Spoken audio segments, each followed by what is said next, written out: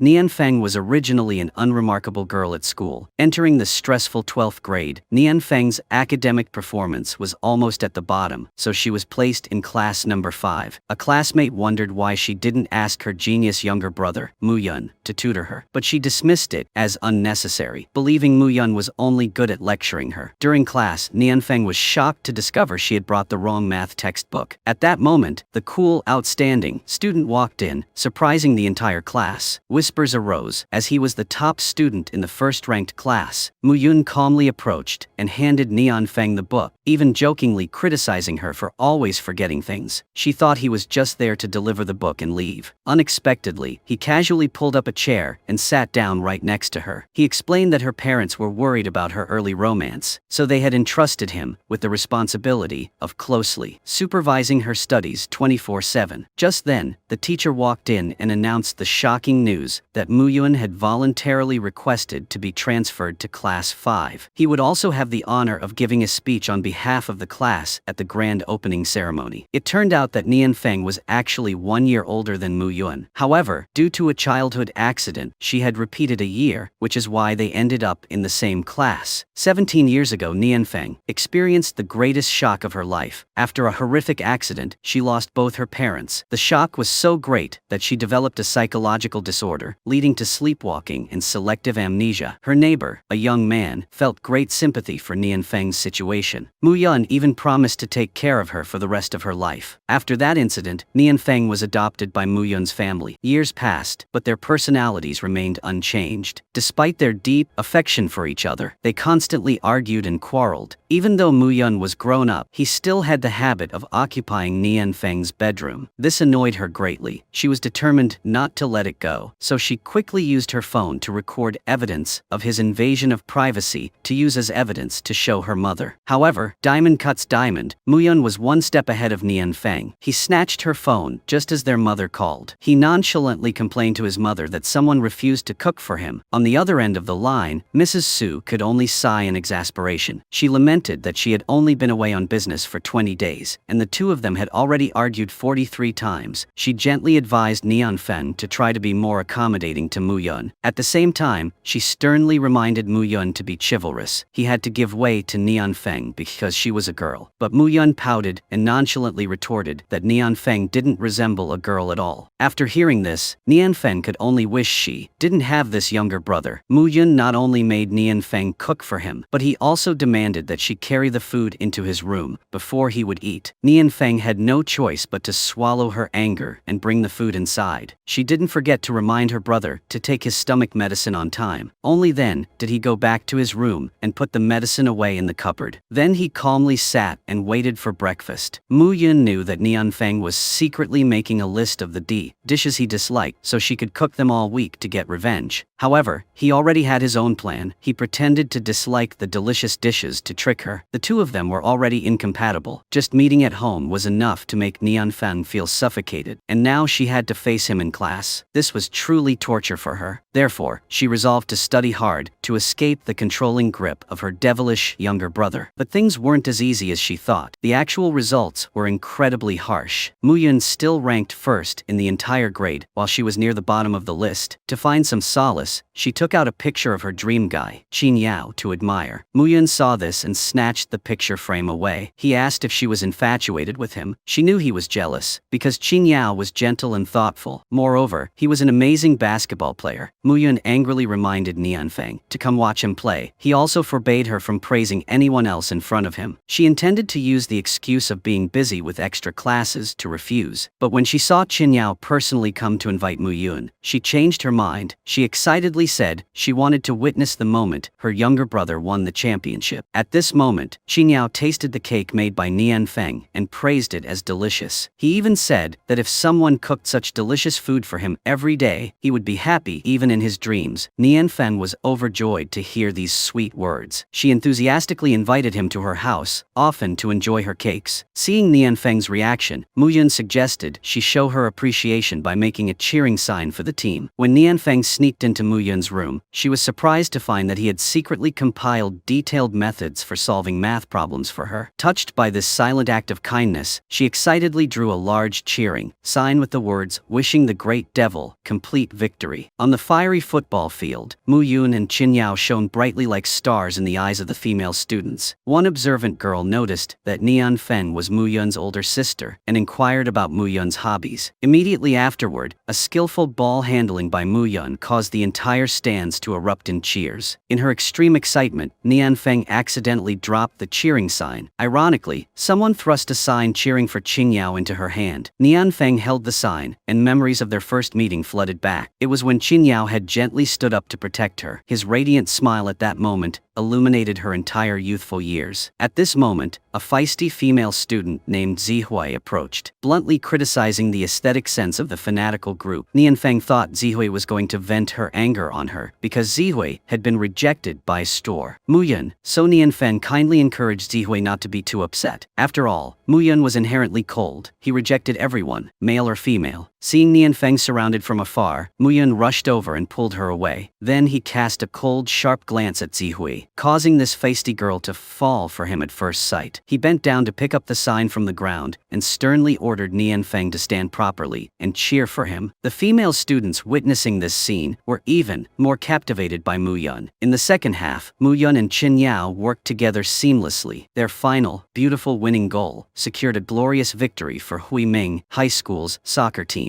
After the game, Mu Yun quickly snatched Nian Feng's phone. He didn't hesitate to delete all the photos she had secretly taken of Qin Yao. He began to complain about her being late for school and daring to fall in love at such a young age. From a corner of the stands, a boy named Dian was busy taking Brummer pictures for the soccer team. Suddenly, he realized that the girl standing next to Mu Yun was his savior. He reminisced about something that had happened not long ago. When he had a sudden heart attack, she happened to pass by, thinking he was starving, and generously gave him her lunch. At that time, she had confidently introduced herself as the most beautiful girl in the universe. She hurried off to her extra classes. She profusely apologized to the teacher for being late. Teacher Zhang sternly reminded Nian Feng that he had to sacrifice his weekend rest time to tutor struggling students. He emphasized that everyone's future was in their own hands. Therefore, Nian Feng had to work twice or 3 times as hard to achieve her goals. He gave her some key review exercises and hoped she would appreciate and seize this opportunity. Meanwhile, Mu Yun called Nian Feng at home, urging her to come home and cook dinner. He confidently boasted that he was very capable and willing to tutor her if she asked. She pouted, advising her younger brother not to be so arrogant, lest he end up single and live a lonely life. Since Nian Feng still didn't come home, Mu Yun had to bring the food to her classroom. She thanked him for remembering her favorite tuna rice balls. However, she maintained her firm stance and insisted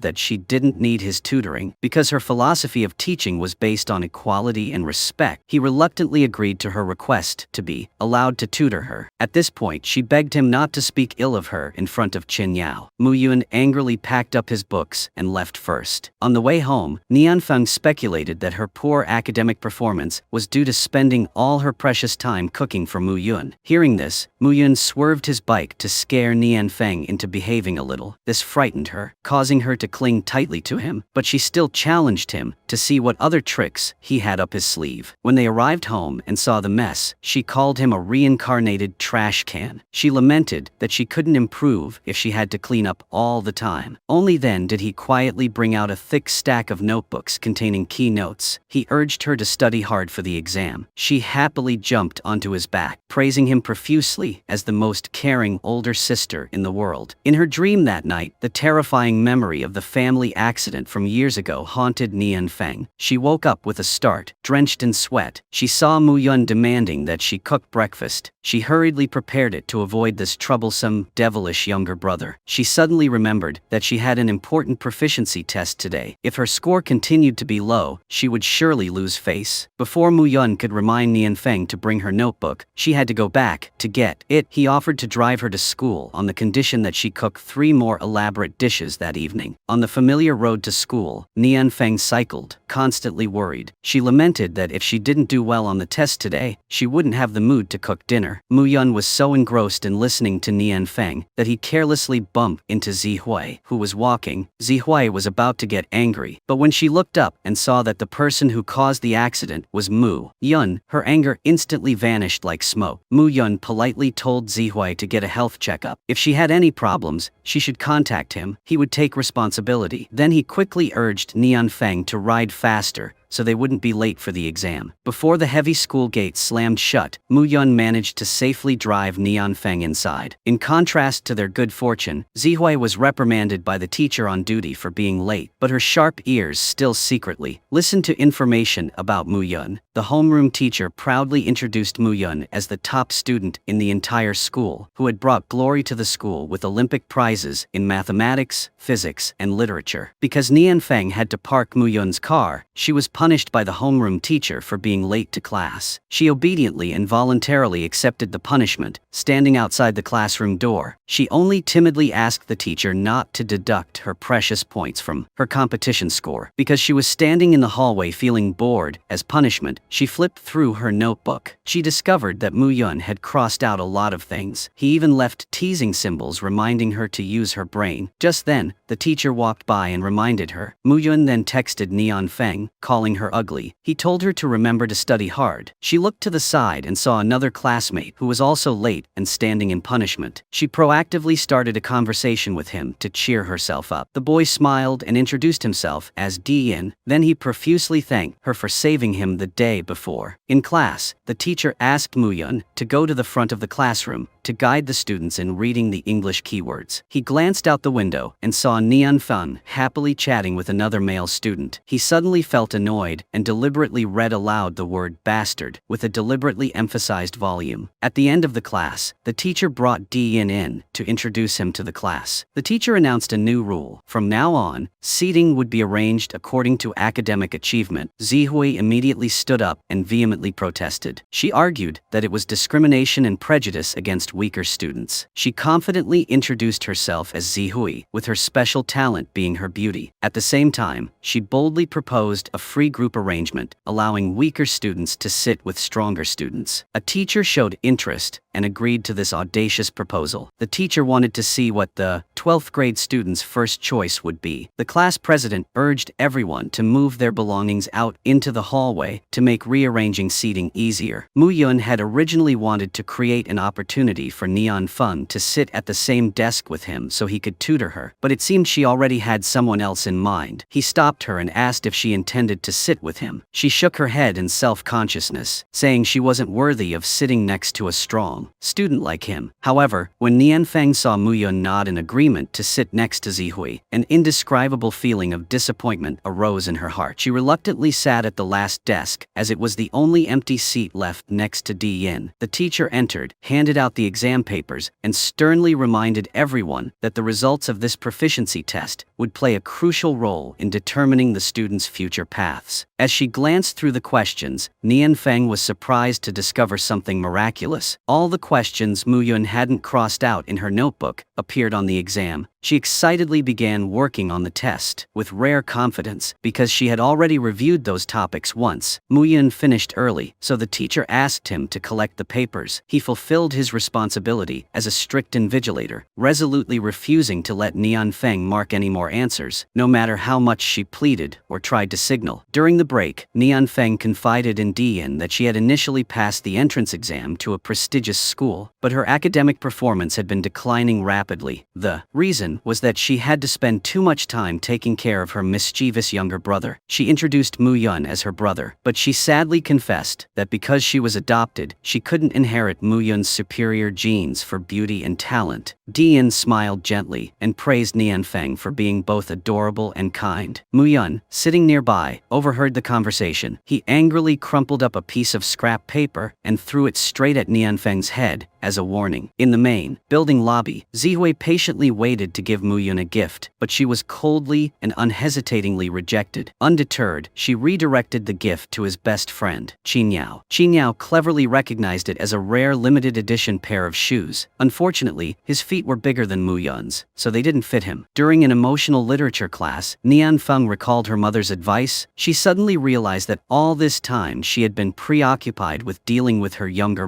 brother. Therefore, she had never seriously considered what she truly wanted to do in the future. Di Yin advised Nianfeng to honestly write about her strengths and dreams. Muyun suppressed his jealousy. After class, he intercepted Nianfeng and demanded proof of her early romance. He even threatened to tell Qin Yao that Nianfeng had changed. She glared at him, warning him not to talk nonsense, otherwise their relationship would be severed. Muyun asked Nianfeng a question with hidden meaning. Was anything more important to her than this younger brother? At the solemn oath-taking ceremony, Muyun was honored to be chosen to give a speech to the entire school. He eloquently stated that each student carried aspirations and ideals sown at Huiming High School. He likened the school to a solid launching pad, helping students become energetic rockets ready to soar into the sky to conquer the shores of their ideals. The principal nodded in satisfaction, thanking Muyun, an all-around excellent student. Then he solemnly declared that the challenging 12th grade school year began from this moment. If the students lost heart, they could only dream forever, but if they persevered, they would reach their dreams. On her way home, Nianfeng saw a little girl innocently playing on a swing. She fondly recalled her childhood memories. Back then, Muyun, though small, always protected his sister, preventing anyone from bullying her. He often blamed himself for being weak and unable to fight off bullies. At that time, Nianfeng told Muyun to eat well, so he would grow up quickly to protect her. She promised to learn how to cook delicious food to raise him to be strong and healthy. As Nianfeng stepped into the house, the delicious aroma of food wafted into her nose, signaling her parents' return from their business trip. She happily ran into the kitchen. She praised her father's cooking skills profusely, calling them the best in the world. During a warm family meal, Mr. Su lamented that he didn't like the taste of foreign food. Mrs. Su, on the other hand, enthusiastically praised the excellent cultural environment there, even promising to take them on a trip to broaden their horizons. Muyun jokingly remarked that with Nianfeng's English level, she would definitely get lost immediately if she went there. Nianfeng secretly thought that she had good survival instincts and wouldn't starve. As for Muyun, she always needed someone to wait on her. She took out her notebook and listed Muyun's misdeeds while their parents were away. Muyun had carelessly thrown her socks around 13 times and made her late for school 18 times. Mr. Su, with his open-minded thinking, believed that academic achievement wasn't as important as her health and happiness. If she didn't get into a domestic university, their family could send her abroad to study. Muyun reminded Nianfeng that if she intended to study abroad, she should inform him to take the English proficiency test beforehand, so he could tutor her. However, Nianfeng unexpectedly revealed her true grand ideal: to stay as far away from Muyun as possible. The next day was the day the proficiency test results were returned. The teacher praised Muyun profusely, saying she had achieved a perfect score. Nianfeng eagerly awaited her test results, but they never came. The teacher comforted her, urging her not to be too discouraged because her score was only average. Seeing Nianfeng's gloomy expression, Dian advised her to think of someone even more unfortunate: himself. He confided that he had been sickly since childhood, and the doctor had even said his prognosis was poor, meaning he wouldn't live much longer. Therefore, for him, each day of life was a miracle and a blessing. Just then, Muyun called, urging Nianfeng to come home. She reluctantly excused herself and went back to class. During the essay writing class, the teacher asked Nianfeng to stand up and read her essay about her unique ideal. She wrote that her dream was to open a clean food store right in front of a lush green farm. She hoped to personally feed the chickens, milk the cows, and plant rows of vibrant green vegetables every day. Although her classmates giggled, the teacher praised Nianfeng's writing as very genuine and beautiful. She felt that seemingly ordinary and simple things held profound meaning about life. Muyun, sitting below, nodded in agreement with the teacher. He believed that only someone with enough perseverance and effort, who never gives up on what they love, deserves to have a life ideal. Holding her exam paper with only an average score, Nianfeng knew her classmates were laughing at her behind her back. She sadly confided in Muyun that she had tried her best, but her grades hadn't improved. She blamed herself for being useless and truly foolish. Muyun felt heartbroken and couldn't control his emotions. He immediately hugged her tightly, sternly forbidding her from belittling herself. Like that, the next morning, morning, Mu Yun proactively reported to the teacher that he had miscalculated Nian Feng's exam score. He pointed out that on the first page, she scored 30 out of 35 points. On the second page, she could have scored 72 out of 85 points, but the teacher only gave her 28 points in total. Mu Yun reasoned that when Nian Feng submitted her paper, she was so nervous that she mistakenly wrote the answer sheet for page A instead of page B, confidently asserted that she had the potential to score 102 points. Therefore, he asked the teacher to allow her to retest her abilities. The classmates whispered among themselves, wondering how a student who had consistently been at the bottom of the class could achieve such a high score. Mu Yun ignored the gossip and confidently led Nian Feng to the front of the class. He whispered reassuringly to her not to be afraid, because he would always be there to support her. After witnessing Nian Feng calmly and smoothly retaking the exam, the teacher returned to the classroom to announce that she had scored a perfect 15 on the equivalent test. This result far exceeded expectations. The teacher told Nian Feng to thank Mu Yun profusely because he had bravely stood up to clear her name. On the way home today, Nian Feng generously bought Mu Yun a box of fresh fruit to nourish him. She had subtly noticed that his deliberate scribbling in her English notebook was intentional. He wanted to help her focus only on the important core knowledge. He wanted to eat 8 dishes, but she declared she wanted to cook 18 lavish dishes to treat. However, life is not always a dream. The day before, she had been so grateful she cried, but the next day she had to complain because Mu Yun had secretly turned off her alarm clock, causing her to be late for class. He leisurely cycled over and offered her a ride, on the condition that she change her deskmate. Hearing her grumbling about his stubbornness, he threatened to turn his bike around and tell Zi Hui to come along instead. Sure enough, Nian Feng was late again. She had to face the stern face of the homeroom teacher. Just then, Qin Yao walked by, making her extremely embarrassed. She just wanted to find a hole to crawl into. Mu Yun was about to speak up for Nian Feng, but Zi Hui was faster. She cleverly suggested that the homeroom teacher should overlook the incident and let Nian Feng into class. Otherwise, Nian Feng would fail the university entrance exam, which would affect the overall academic performance. Dian also spoke up, pleading with the teacher to forgive Nian Feng. With the whole class defending her, the homeroom teacher finally relented and told Nian Feng not to repeat the offense. The math teacher entered the classroom and asked the students to do a practice problem from the textbook to test their knowledge. As he passed Nian Feng's desk, he saw her struggling to solve a basic example problem. He sternly asked if she was being lazy and not studying. She lowered her head and didn't dare admit it. Ironically, she had been busy cooking 18 dishes for Mu Yun. Seeing her being scolded, he was about to stand up and explain, but Di Yin was quicker than Mu Yun. He volunteered to tutor her. Witnessing their close interaction and whispering, Mu Yun, sitting below, was furious. But he couldn't do anything. Just then, Qin Yao walked by. He smiled and complimented Nian Feng's new friend, saying he looked not bad. Furthermore, another male student brought a thermos of warm water and offered to help Nian Feng catch up on her studies. Mu Yun couldn't tolerate it any longer and immediately interrupted. He loudly announced that he was in charge of the no early dating section of his sister's school. Thus, Mu Yun successfully provoked Nian Feng into anger, and she left. Taking advantage of the empty classroom, Mu Yun warned the male student who had feelings for Nian Feng to stay away from her. Meanwhile, Mu Yun knocked Nian Feng's water bottle off his desk. Qin Yao saw Mu Yun's strange behavior and unwarranted jealousy, but Mu Yun didn't bother to explain. He also didn't bother to chase after Nian Feng to appease him. In the noisy cafeteria, Nian Feng sulkily carried her tray of food to another table. She refused to sit at the same table as Mu Yun. She happily picked up a juicy chicken leg for Di Yin to thank him for his enthusiastic tutoring. Ziwei, sitting nearby, thought Mu Yun liked chicken legs, so she quickly snatched Qin Yao's food to give to Mu Yun to win him over. But at this moment, Mu Yun had no appetite. Seeing Nian Feng thoughtfully sprinkle seaweed on Di Yin's bowl, he couldn't control his burning jealousy and smashed the chicken leg in his bowl to pieces. After all, that extra seaweed was a special treat that Nian Feng had always prepared exclusively for Mu Yun. When they got home, a Cold War atmosphere prevailed. Nian Feng maintained her aloofness. She resolutely refused to eat at the same table as Mu Yun. He urged his parents to eat first, so he could patiently wait for Nian Feng. She hid in her room, brimming with determination to conquer math. However, that determination lasted less than 3 minutes before she collapsed, falling asleep soundly at her study desk. Hearing Zihui's message that Nian Feng was so engrossed in studying that she hadn't eaten, Mu Yun worried and ordered a hot meal to be delivered to her classroom. Ironically, when he rushed back to the classroom door, he saw Dian attentively encouraging Nian Feng to study. Mu Yun was furious and left. He took the meal to the deserted sports field and ate it all by himself in resentment. Meanwhile, during physical education class, the female students had to take an 800-meter endurance run. Nian Feng was starving because she hadn't eaten anything. She was suffering from severe stomach pain. Her face turned pale, and she collapsed. Seeing this, Zihui panicked and shouted Mu Yun's name for help. Mu Yun, seeing Nian Feng faint, immediately dropped the ball he was holding and rushed to pick her up. He then ran straight to the infirmary, panting heavily. He didn't forget to scold her, asking if she intended to collapse from exhaustion on her books, just to wait for the teacher to award her the Most Diligent Student of the Year prize. After a thorough examination, doctor diagnosed Nian Feng with hypoglycemia due to hunger, compounded by the fatigue of her menstrual cycle. Mu Yun waited until Nian Feng left the room before returning. He secretly whispered to the doctor to ask for some brown sugar to take back and make tea for her. However, when he returned to the classroom, he saw Nian Feng laughing and chatting happily with Di Yin, as if nothing had happened. They even arranged to meet at the library to review the 10th grade material that Nian Feng was lacking. Mu Yun became jealous. He rushed to the library first, then quickly borrowed all the 10th grade reference books to disrupt their study. But Di Yin still had his old personal study materials.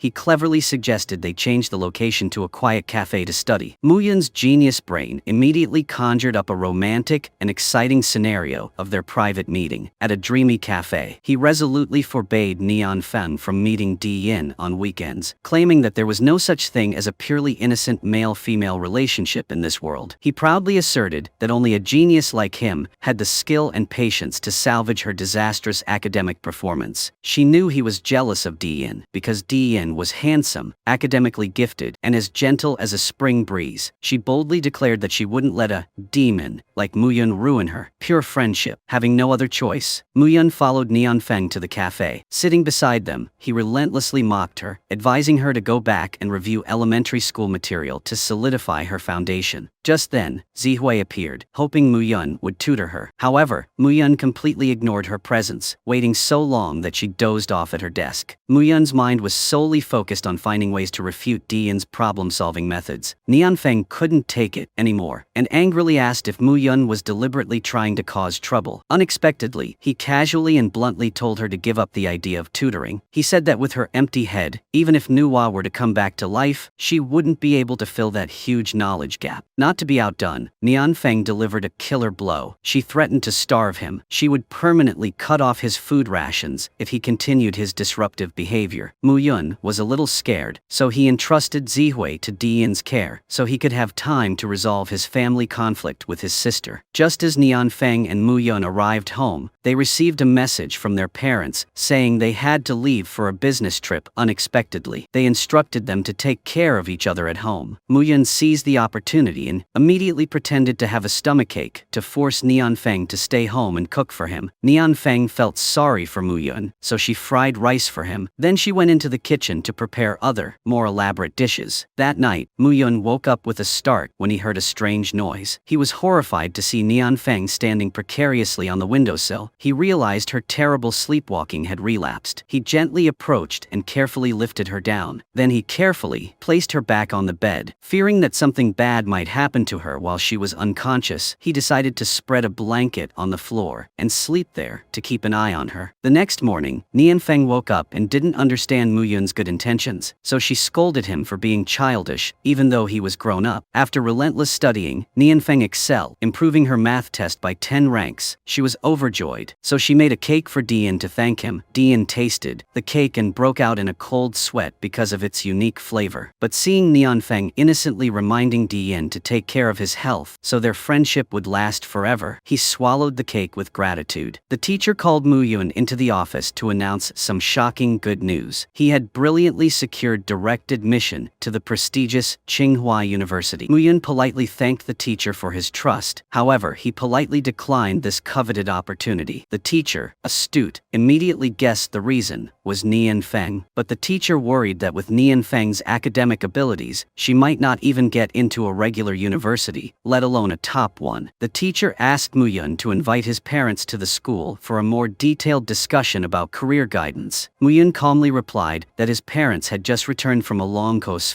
business trip abroad. That night, Mu-yun secretly sneaked into Nian Feng's room and photographed her test paper, riddled with errors. He stayed up all night meticulously reviewing each of her mistakes to plan how to fill her knowledge gaps. The next day, the teacher announced that the school's anniversary celebration was approaching, and each class would have to contribute a special performance. A lazy classmate, unwilling to spend time studying for the exam, pushed this difficult responsibility onto Nian Feng. Seeing this, Mu-yun immediately spoke up to defend her. He criticized the boy for talking too much. Mu-yun declared emphatically that he would not allow anyone to bully his sister, except himself. At the steaming hot pot restaurant, Qin Yao asked Nian Feng if she planned to participate in the school's anniversary celebration. She said she felt insecure about her poor academic performance and wanted to dedicate all her precious time to studying. Qin Yao, however, had a different opinion. He believed this was a brilliant and once-in-a-lifetime experience of youth, so he advised her not to miss it and regret it later. Mu-yun, sitting next to her, snatched the performance registration form from Nian Feng's hand. He advised Nian Feng to give up her unrealistic idea because she had no artistic talent whatsoever. Nian Feng was furious and chased her brother out so she could begin her journey to discover her hidden artistic talent. But reality was incredibly harsh. She tried singing but hit the wrong notes. She tried calligraphy but her handwriting was messy. Finally, Nian Feng decided to team up with Zihui to register for a safe and effective performance of expressive reading. The teacher expressed concern and advised Nian Feng to reconsider. She should focus on improving her grades instead. Just then, Mu-yun came in to submit his homework. He confidently promised to take responsibility for tutoring Nian Feng so she could confidently participate in extracurricular activities. Nian Feng wanted to thank Mu-yun, so she obediently sat down to eat with him peacefully. Coincidentally, they met Qin Yao. Nian Feng excitedly showed off that she had registered for a broadcasting class to prepare thoroughly for the school's anniversary celebration. Qin Yao happily shared that Qiyuan was also taking that class. After Nian Feng busily cooked breakfast for Mu-yun, she hurried to get ready for the broadcasting class. He advised her to be mindful of her behavior, lest she embarrass the entire class in front of the whole school. She turned around and reminded him to respect elders and cherish the younger generation, and to respect her older sister. She secretly thought that perhaps in a previous life, she and he weren't blood sisters, but rather sworn enemies reincarnated to torment each other. Nian Feng hadn't been at the broadcasting class for long. When Mu-yun rushed over, he pulled her back to cook lunch. He asked if she was trying so hard to impress Qin Yao. Nian Feng, annoyed, refused to answer and left. Seeing this, Zihui seized the opportunity to offer to help Mu-yun with lunch, on the condition that he treat her to a meal. At the table, Mu-yun was flustered because he didn't know how to peel crayfish. Every time they ate this dish, Nian Feng meticulously peeled it for him. Zihui wondered why Mu-yun seemed so reluctant to see Nian Feng participate in the school's anniversary celebration. Before Mu-yun could answer, he suddenly clutched his stomach, writhing in intense pain. Zihui panicked, helped him back home. She called out to Nian Feng to help Mu-yun. Nian Feng quickly carried Mu-yun inside. She attentively cared for him and personally fed him medicine. Zihui watched the scene and realized this was the first time she had seen Nian Feng so worried and frantic. In the setting sun shining through the window, Nian Feng sat quietly, gazing at Mu-yun's sleeping face. She silently compared him to herself, noting that Mu-yun's eyelashes were even longer and curlier. But she thought to herself, what good is being handsome when his temperament is always irritable and grumpy like an old man? She was about to cover him with the blanket again when she suddenly realized he had a high fever. She quickly ran to get a cold towel and placed it on his forehead. Then she sat beside him, not leaving his side for a moment. Mu-yun woke up groggily and quietly gazed at Nian Feng's anxious face through the corner of his eye. He secretly hoped she would always be at peace, far removed from the cruel and haunting past. The next morning, when Mu-yun saw Nian Feng busily preparing to go out, he told her that he had vomited 3 times and had diarrhea 4 times the night before. His intention was to keep her at home. He also said that if she didn't come home in the afternoon, she would regret it, because then she would only see his cold body lying on the bed. Hearing this, Nianfeng's heart softened. She reluctantly went back to the kitchen to make him a bowl of hot soup. He wondered why she insisted on attending the school anniversary celebration. She seriously explained that she wanted to prove herself independent and do something meaningful, that she couldn't keep living in his shadow forever. But deep down, Muyun thought differently. He secretly vowed to open his arms wide so she could lean on him for the rest of her life. That evening, Zihui unexpectedly appeared with a bouquet of white chrysanthemums to visit a patient suffering from stomach pain. This left everyone speechless. Muyun calmly clarified that he was still alive, but the innocent Zihui didn't fully understand the tragic meaning of the flower. To change the atmosphere, Nianfeng showed Zihui their childhood photo album. It included a funny picture of Muyun wearing a dress. She recounted a memory from years ago when Muyun didn't like Nianfeng playing with her friend, Xiaoqian, so he threatened Xiaoqian with bedwetting. Nianfeng was angry at Muyun for ruining her friendship, but he then appeased her by happily wearing a dress himself. He promised he would play with her, taking the place of her friend for the rest of his life. At the broadcasting class, Nianfeng coincidentally saw Qinyao affectionately giving milk tea to Qiyuan. She often heard Qinyao mention Qiyuan, but only now had the chance to meet her.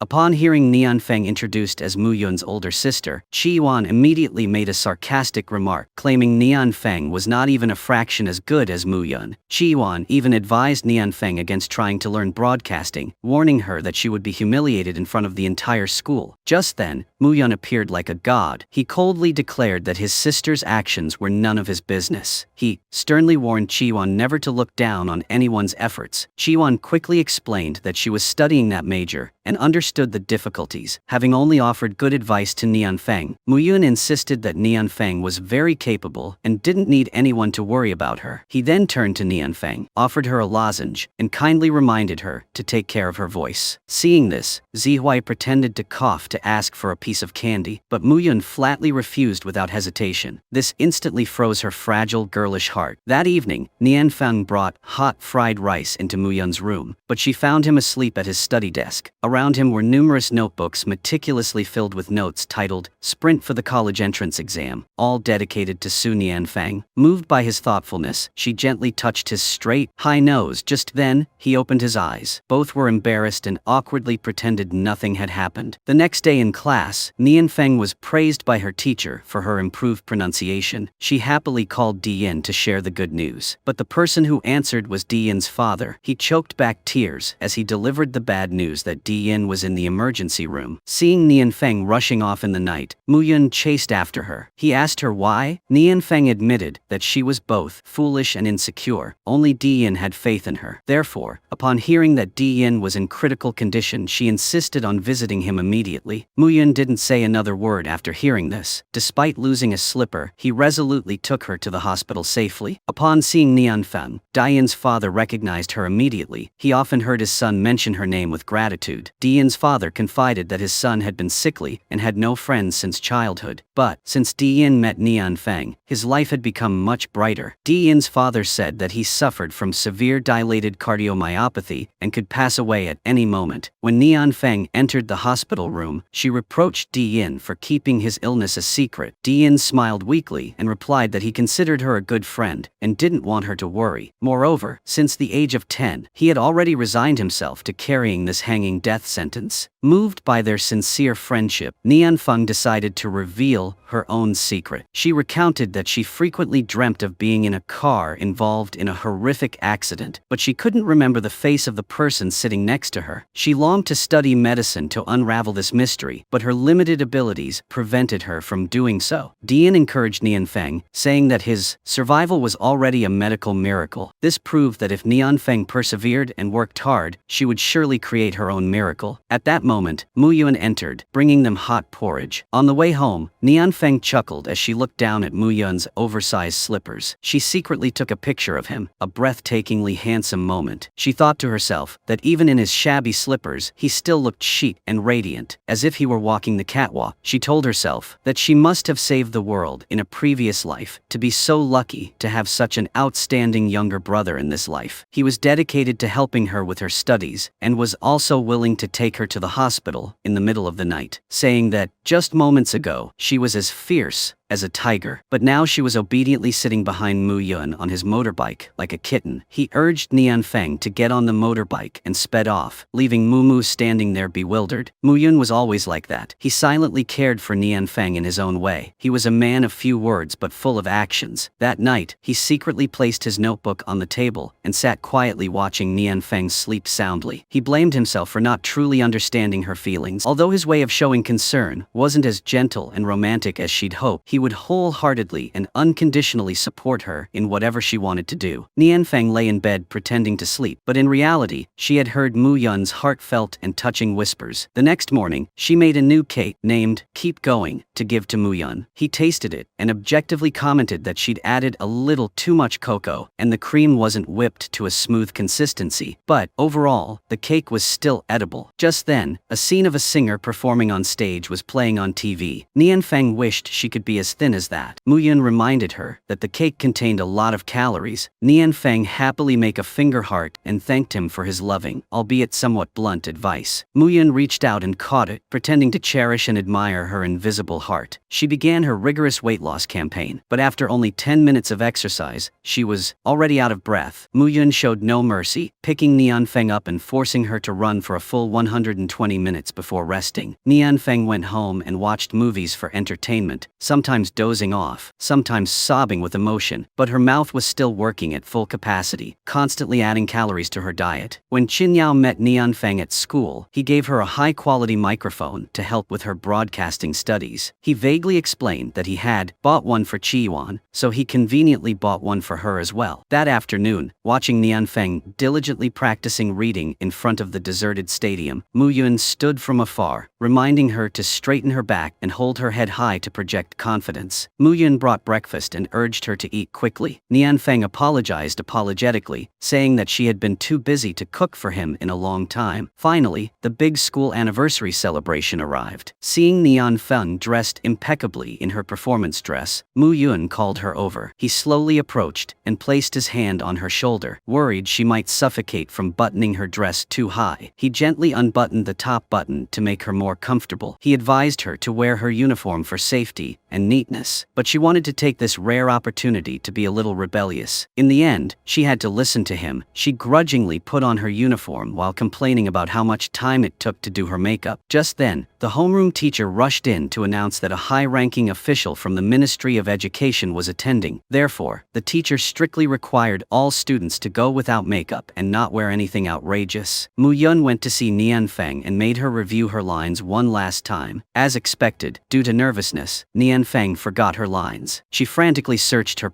pockets but couldn't find her script. She suddenly remembered she had carelessly left it in the dressing room. The homeroom teacher urged the two students to hurry to the stage to prepare. Mu Yun ran to find the manuscript for Nian Feng, and he found it. But at that moment, it was Nian Feng's turn to present on stage. In that moment of hesitation on stage, she briefly thought about telling the story of the historian Sima Tian. But then she hesitated, worried that the ancient historical story would seem distant and difficult to empathize with the young audience. Nian Feng decided to draw inspiration from reality. She told the story of a resilient person who overcame adversity right beside her. With an emotional voice, she mentioned her brave friend who was battling a terrible case of dilated cardiomyopathy day and night. Despite receiving death notices from the Grim Reaper many times, that person still clung to life with an unwavering belief that as long as they didn't give up, a miracle would surely happen. Next, she cited a movie that Mu Yun had shown her. She borrowed a favorite quote that resonated deeply with her, affirming showing that it is often those who are undervalued by society who accomplish extraordinary things. Finally, Nianfeng confidently concluded her speech with a powerful message. She emphasized that adversity is not merely punishment or hardship, but a precious gift that tempers character, making people stronger and more complete when they bravely face it. As Nianfeng walked backstage, Muyun smiled brightly. He praised her for doing so well today. Excited, she pulled him along to buy new clothes to celebrate her small victory. However, this joy was short-lived. In contrast to her artistic success, Nianfeng's mock exam scores plummeted. The teacher showered praise on Qin Yao, who had just won a first-place scholarship. This only intensified Nianfeng's self-doubt. At dinner, Nianfeng told Muyun to order takeout because she was in a critical state of mind, focusing on studying for her exams. Muyun tried to sulk and demand a home-cooked meal, but she unceremoniously kicked him out of the room. The next day, Nianfeng continued to study diligently. Muyun, who hated eating alone, made Nianfeng pause his studies for a few minutes. He even agreed to cook for her, but she begged him not to torment her stomach any further, saying she was already miserable enough. He reluctantly went outside and fried rice himself, using a recipe he found online. When he went into the room to call her for dinner, he found her, staring blankly at the clouds through the window, with a pensive expression. It turned out she was worried about researching career options for those who had failed university entrance exams. He urged her to eat while the rice was still hot. Just then, she received an urgent meeting request from Dian. Nianfeng rushed to the hospital, forgetting about Muyun's carefully prepared meal. Muyun tasted the dish and found it so salty it numbed his tongue. He secretly thought it was fortunate he hadn't given Nianfeng this disastrous meal. When Dian met Nianfeng, he shared the good news that a hospital in America could cure his heart condition. She was happy for him, but felt a pang of sadness at the thought of their impending separation. She wouldn't see him again. Dian thanked Nianfeng for the emotional performance video from the other day, which had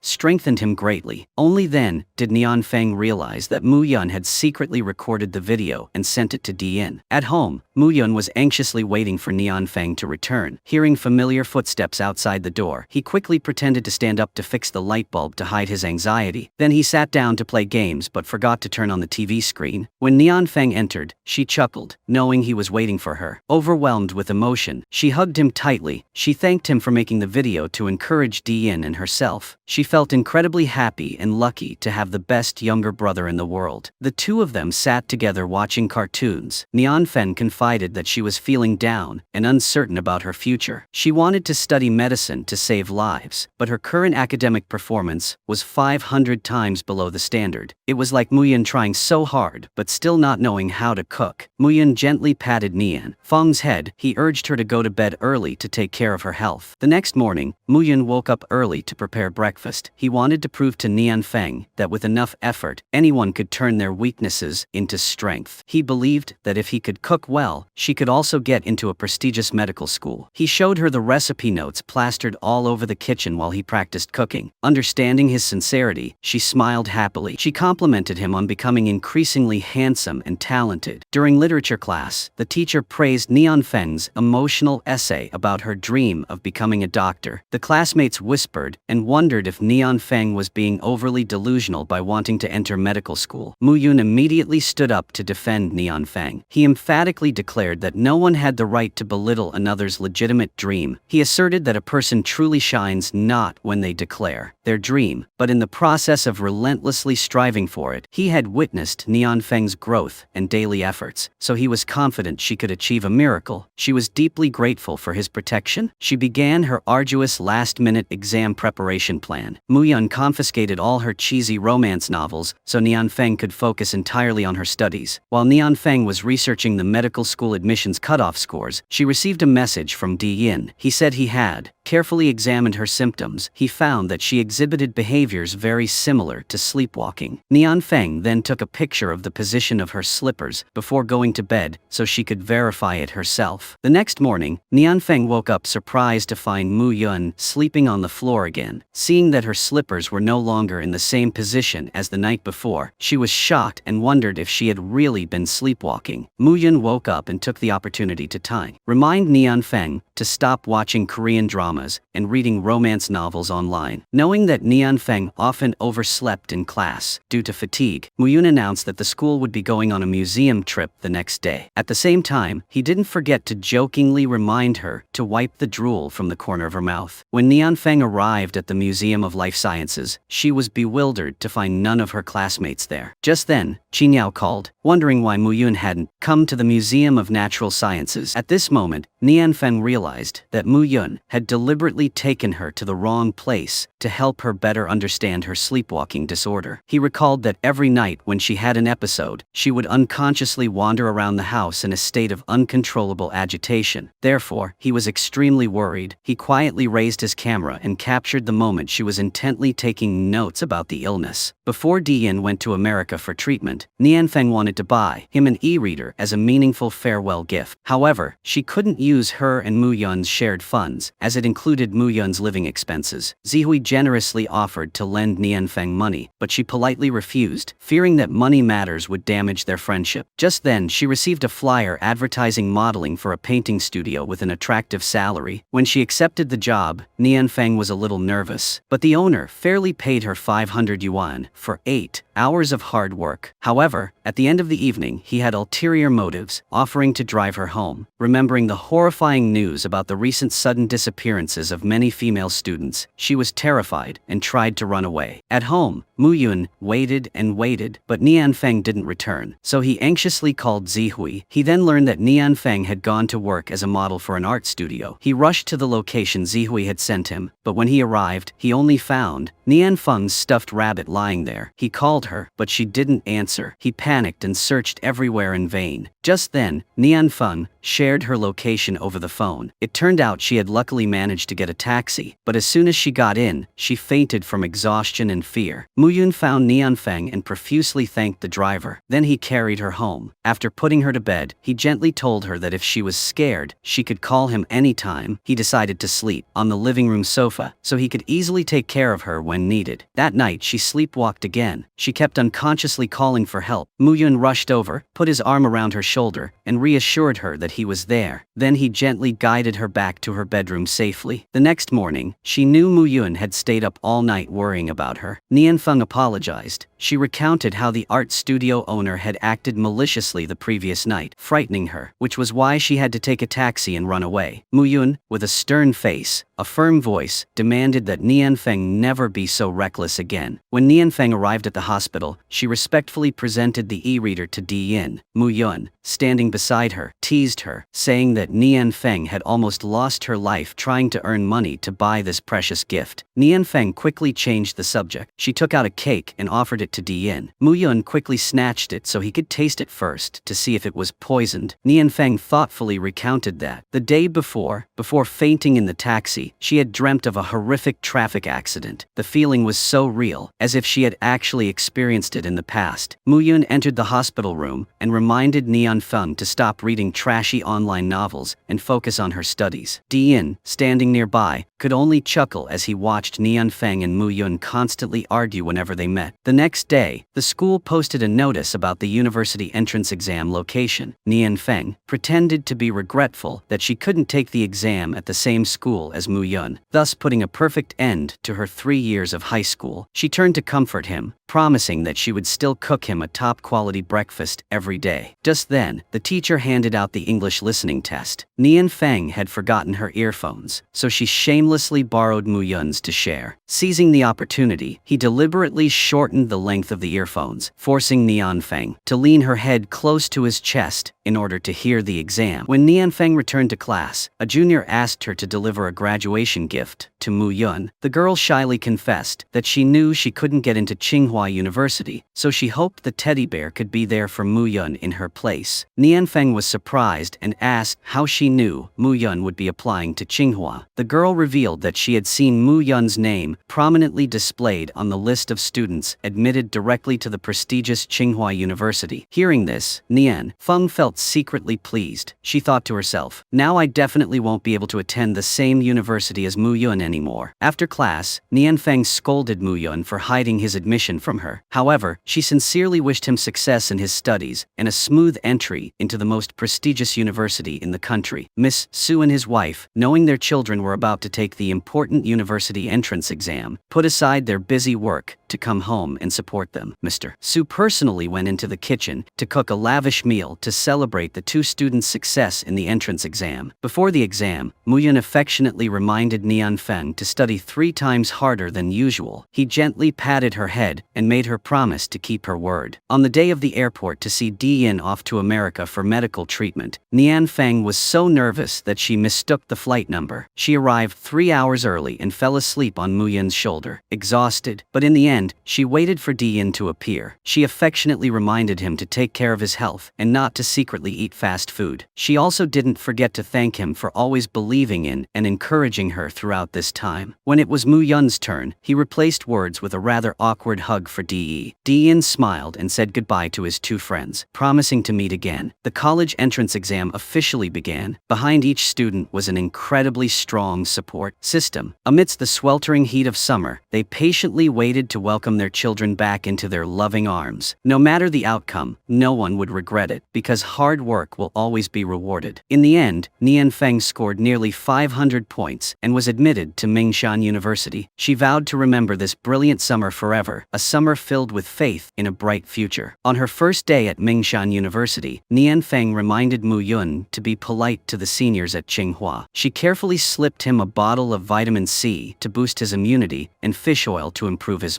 brain. She even promised to cook 8 dishes for him to enjoy during the holidays. Just then, a beautiful girl named Qing Shui walked by. She immediately set her eyes on Mu Yun, but he paid no attention to her. He coldly walked to the registration desk to enroll in the Artificial Intelligence Department at Mingshan University. It was then that Nianfeng was stunned to learn that Mu Yun had given up his chance to attend Tsinghua to study at the same university as her. At the same time, arrived and was enthusiastically greeted by a senior named Lin Di. However, the strong-willed girl's heart belonged only to Mu Yun. When Nianfeng arrived at the dormitory, she searched everywhere but couldn't find her name on the room assignment list. While she was panicking, Mu Yun unexpectedly arrived on his motorbike to announce that he had registered them for an off-campus apartment. After sending the address, he threw the keys at her and left. Nianfeng went to the place and found it to be a lovely house. This somewhat eased her frustration. Just then, her parents called to remind them to take care of each other. Mu Yun hung up and urged Nianfeng to hurry and cook dinner. Nianfeng went into the kitchen and was delighted to find it fully equipped with modern appliances. She came up with a mischievous idea. She would intentionally burn the sausages to make Mu Yun frustrated, and then he would kick her out. But Mu Yun wasn't so easily swayed by Nianfeng's wishes. He calmly ate all the burnt sausages. Indeed, Mu Yun shone brightly wherever he went. Nianfeng could only sigh, still unable to escape the overwhelming shadow of her brilliant younger brother. Mu Yun asked for water, but Nianfeng was too lazy, so she asked Zihui to buy it for her. On her way back to class, she unfortunately bumped into Qing Shui. Qing Shui tried to strike up a conversation, but Mu Yun acted coldly, not giving her a chance. During class, the students realized Nianfeng was Mu Yun's older sister. They crowded around, begging her to let them come to her house to cook for him. The teacher, mistaking Nianfeng for someone else, sternly reprimanded her. Upon returning home, Nianfeng angrily packed her bags. She was determined to move out instead of constantly living in her brother's shadow. She declared that she wanted to experience a truly happy college life on her own. Seeing this, Mu Yun coldly told her that if she wanted to move out of the dorm, she would have to leave empty-handed. She accepted the challenge and affirmed that she would work part-time to support herself. Before leaving, she went to say goodbye and found him lying weakly in bed. He told her to let him know if she needed anything. At the same time, he blamed himself for being sick and unable to help her. This indeed swayed her. She decided to stay and cook porridge to take care of him. She searched online for recipes for dishes that could help with stomach ailments. She promised to cook for him gradually. Mu Yun secretly smiled triumphantly silently, knowing that Nian Feng wouldn't leave anymore. That night, he deliberately stayed up late to watch out for her sleepwalking. He slept on the floor near the entrance so he could easily spot her if she walked past him. The next day in the parking garage, Nian Feng discovered a kitten trapped under a car. Just then, Zihui happened to pass by, and they quickly worked together, rescue the kitten. Nian Feng named the cat Shui Chu and brought it home. Mu Yun, being afraid of cats, insisted that she give it away. She firmly threatened to move house with the cat. This threat indeed made him change his mind, and he reluctantly agreed to let the cat stay. However, he was still very scared. He had to wait until he couldn't see the cat before he dared to sneak out. But the cat suddenly ran out, startling him and causing him to hit his head on the wall. Nian Feng saw this and laughed, taking pictures to sell to her fans. Only then did she apply ointment to him. The next day, Zihui visited Shui Chu and found Mu Yun playing games. He kept asking Nian Feng to feed him, leading Zihui to mistakenly think they were a couple. At that moment, a video of medical students mistreating a cat went viral on the school forum. After watching it, Mu Yun immediately suspected someone was up to something bad. They deliberately edited the video to harm Nian Feng. Zihui came up with the idea of filming a video to prove that the kitten was perfectly healthy. Nian Feng appeared on camera to explain everything clearly. She affirmed that she was still taking good care of Shui Chu. However, netizens believed she was deliberately covering up the truth. The next morning, she was horrified to see a blood-soaked stuffed animal hanging in front of her door. Mu Yun rushed out, snatched it away, and threw it aside, then hugged Nian Feng tightly to comfort her. He wanted to protect her from her fear. Since that incident, Mu Yun voluntarily took on the role of Nian Feng's personal bodyguard. He persistently drove her to and from school every day to ensure her absolute safety. Not stopping there, he also secretly undertook a special project. He filmed a truthful documentary to clear her name and restore her reputation against public criticism. Furthermore, Mu Yun understood that his senior, Lin Di, secretly harbored feelings for Zihui. Therefore,